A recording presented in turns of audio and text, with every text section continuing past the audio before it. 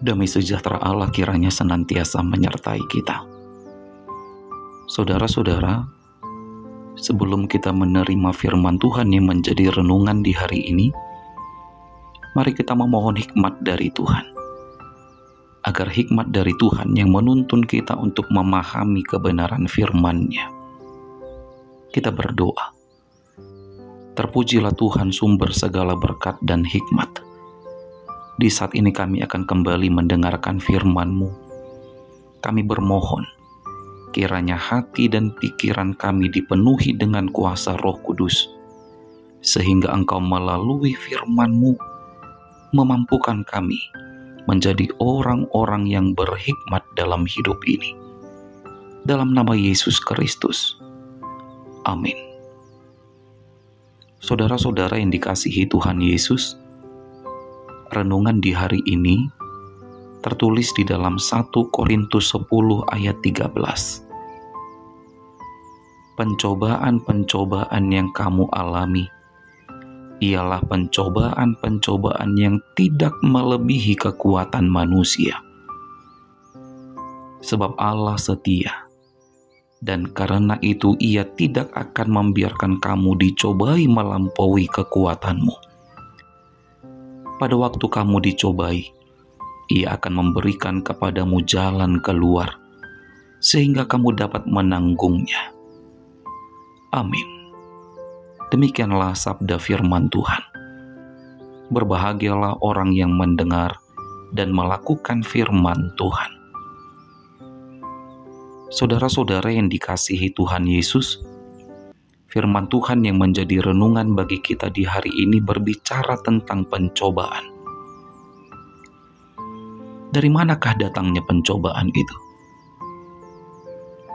Karena sering sekali dalam hidup ini, ketika kita menghadapi sebuah masalah atau hidup kita ditimpa sebuah musibah, lalu kita mengatakan ini adalah cobaan dari Tuhan. Maka benarkah cobaan itu datangnya dari Tuhan? Mungkinkah Tuhan mencobai umatnya? Mari kita lihat apa yang dikatakan di dalam Yakobus 1 ayat 13. Apabila seorang dicobai, janganlah ia berkata, pencobaan ini datang dari Allah. Sebab Allah tidak dapat dicobai oleh yang jahat, dan Ia sendiri tidak mencobai siapapun. Maka jika ada orang Kristen yang berkata, pencobaan itu datangnya dari Tuhan, maka mulai saat ini, mari kita ubah pemahaman kita. Karena Tuhan tidak pernah mencobai siapapun. Lalu jika demikian, dari manakah datangnya pencobaan itu?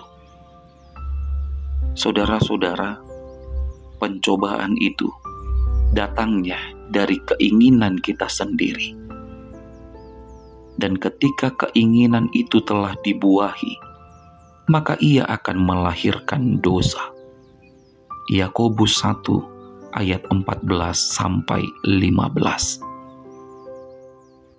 Karena keinginan kita sendirilah sehingga kita dapat jatuh ke dalam pencobaan.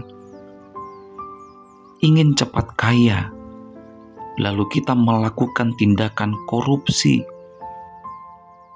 Ingin hidup mewah, lalu kita mencuri. Ingin hidup berkelimpahan harta, lalu kita jatuh ke dalam dosa cemburu dan iri hati. Serta banyak lagi perkara-perkara di hidup ini yang oleh karena keinginan kita, ingin ini, ingin itu, sehingga kita jatuh ke dalam berbagai pencobaan. Tetapi bagi orang Kristen yang sudah hidup baru, dia tidak akan membiarkan dirinya dicobai dengan berbagai macam keinginan. Dan ketika orang Kristen yang sudah hidup baru ternyata masih bisa jatuh ke dalam berbagai pencobaan, maka dia akan tetap percaya akan selalu ada jalan keluar yang Tuhan sediakan baginya. Saudara-saudara, Tuhan kita adalah Tuhan yang setia. Dia tidak akan membiarkan kita jatuh ke dalam pencobaan lebih dalam lagi.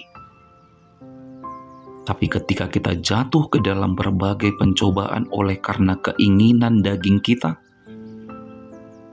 Dia adalah Tuhan yang setia. Tuhan yang akan selalu menolong dan memberikan jalan keluar bagi kita. Tetap berhikmat saudara-saudara, dan tetap waspada akan berbagai keinginan-keinginan yang dapat membawa kita jatuh ke dalam pencobaan. Amin. Selamat beraktivitas. Tetap semangat menjalani hidup dan jangan lupa untuk selalu bahagia. Kita berdoa. Tuhan, terima kasih atas firman-Mu yang sudah menegur kami di hari ini. Firman-Mu kiranya semakin menguatkan iman kami dan semakin menyadarkan kami akan kelemahan kami manusia. Tuhan, kami tidak tahu apa yang akan kami hadapi di sepanjang hari ini. Hanya saja kami mau berserah, menyerahkan seluruh hidup kami hanya kepadamu. Kuasa Tuhan kiranya selalu bersama-sama dengan kami di sepanjang hari ini dan di sepanjang hidup kami. Dalam nama Yesus Tuhan kami berdoa. Terimalah berkat dari Tuhan Allah, kasih karunia Tuhan Yesus Kristus, dan kasih setia Allah Bapa, serta persekutuan Roh Kudus, kiranya menyertai saudara sekalian. Amin.